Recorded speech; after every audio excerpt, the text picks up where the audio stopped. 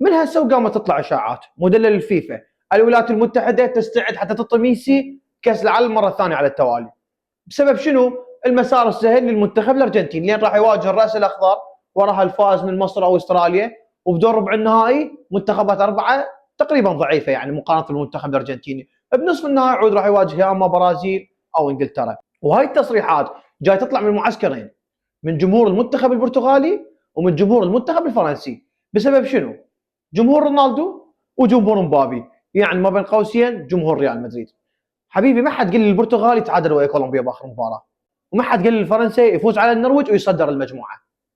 انت تحكي لي على منتخب البرتغال ورونالدو يريد ياخذ كاس عالم، هو منتخبهم اثنين تعادل وفوز واحد، منتخب سيء. الما شاف مباراتهم ويا كولومبيا خليه يترك كره القدم.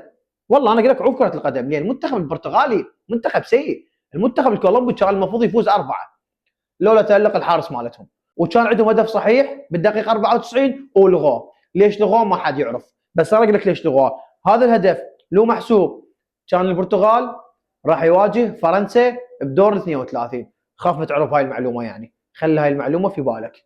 فالاتحاد الدولي جاي يساعد المنتخب البرتغالي، ما جاي يساعد المنتخب الارجنتيني. انا منتخب ارجنتيني عندي مسار، عندي مجموعات، صعدت الاول، هاي مساري.